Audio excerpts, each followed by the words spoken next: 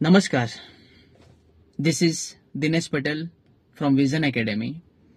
आप सभी देशवासियों को गुड़ी पड़वा, उगादी और हिंदू नव वर्ष की खूब खूब हार्दिक शुभकामनाएं। दोस्तों, चैत्र महीना यानी कि पेड़ पे नए पत्ते और फल फूल खिलने का महीना यानी कि चैत्र महीना। और यही चैत्र महीने में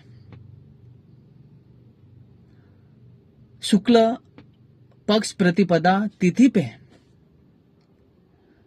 गुड़ी पड़वा का त्योहार आता है। इसको हम नए साल के तौर पे मनाते हैं।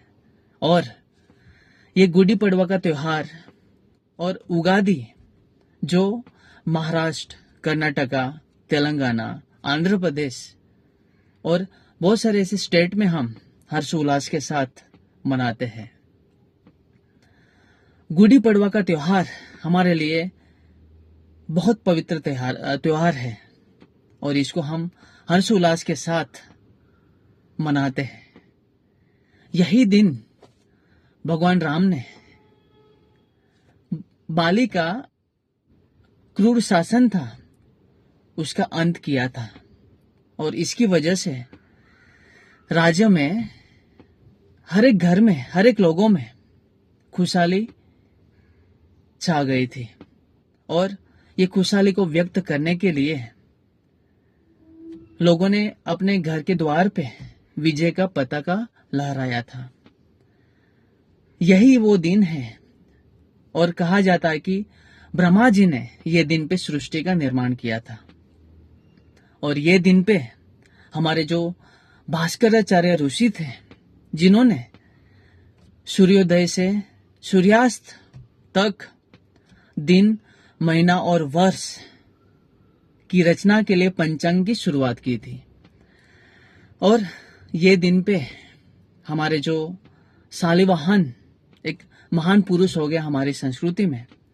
ऐसा कहा जाता है कि मिट्टी के पुतलों में उन्होंने जान फूकी थी।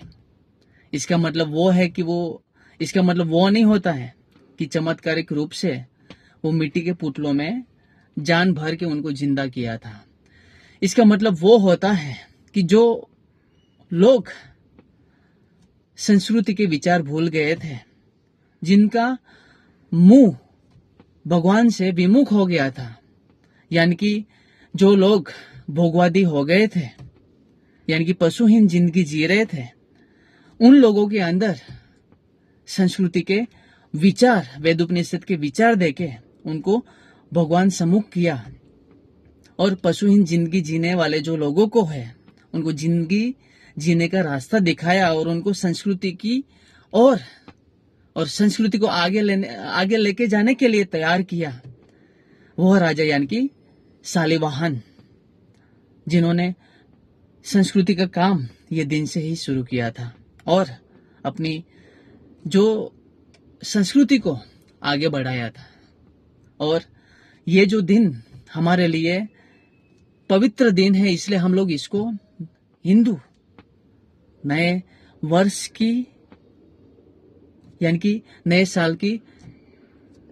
साल के तौर पर हम उसको मनाते हैं। ये जो गुड़ी पड़वा का दिन है वो महाराष्ट्र के हर एक घर में हर्षोल्लास के साथ मनाया जाता है। गुड़ी यानी कि विजय और पड़वा यानी कि शुक्ल पक्ष का वो दिन जो चैत्र महीने का पहला दिन माना जाता है, यानी कि गुड़ी पड़वा यानी कि विजय का प्रतीक।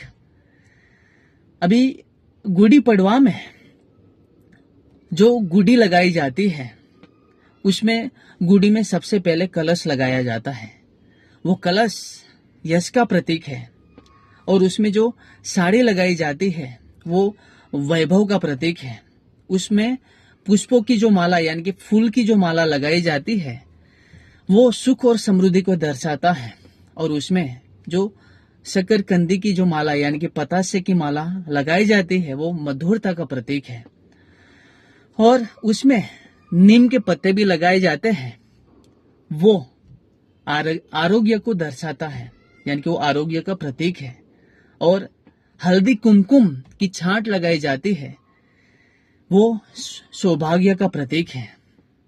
तो ऐसा हमारा गुड़ी पड़वा का दिन रहता है, जिसमें गुड़ी का महत्व रहता है। और ये गुड़ी महाराष्ट्र के और कई स्टेट के हर एक घरों में दरवाजे के वहां पे उसको सुशोभित करके दरवाजे पे लटकाई जाती है। और वो गुड़ी पड़वा का जो उत्सव है, इसमें जो गुड़ी लगाई जाती है, वो विजय का प्रतीक है। और ये जो गुड़ी पड़वा में हम लोग बहुत सारे पकवान बनाते हैं, उसमें स्पेशल महाराष्ट्र में पूरन पोली बनाई जाती है। वो पूरन पोली मधुरता का प्रतीक है, जो मधुरता मतलब मिठास का प्रतीक है। तो वो हमें वो मैसेज देता है कि हमारे जीवन में, हमारे परिवार में और हमारे समाज में हम सब लोगों के बीच में ऐसी मिठास आए, और मिठास से हम लोग सब एकता के साथ जुड़े रहे, और हर्षोल्लास के साथ, संस्कृति के विचार के साथ, वेद उपनिषद के विचार के साथ हमारी जिंदगी में तो बदलाव आए, लेकिन हमारे साथ जुड़े हुए हमारे समाज में, हमारे देश में, दुनिया के हर एक कोने में ये विचार फैले, और जो पशुहीन जिंदगी जी रहे हैं उनकी जिंदगी में भी विचार आके, उनकी जिंदगी में भी देवीय विचारों का बीजारोपण होए, और उनकी जिंदगी में रोशनी आए विचारों की, और उनका जीवन भी गुड़ी जैसा ही सुशोभित होए, वैसा मैं भगवान से प्रार्थना करता हूं। और आप सभी को गुड़ी पड़वा के दिन भगवान आशीर्वाद दे, और गुड़ी पड़वा का दिन हम खुशहाली के साथ मनाएं। तो वापस एक बार आप सभी देशवासियों को गुड़ी पड़वा की खूब खूब हार्दिक शुभकामनाएं।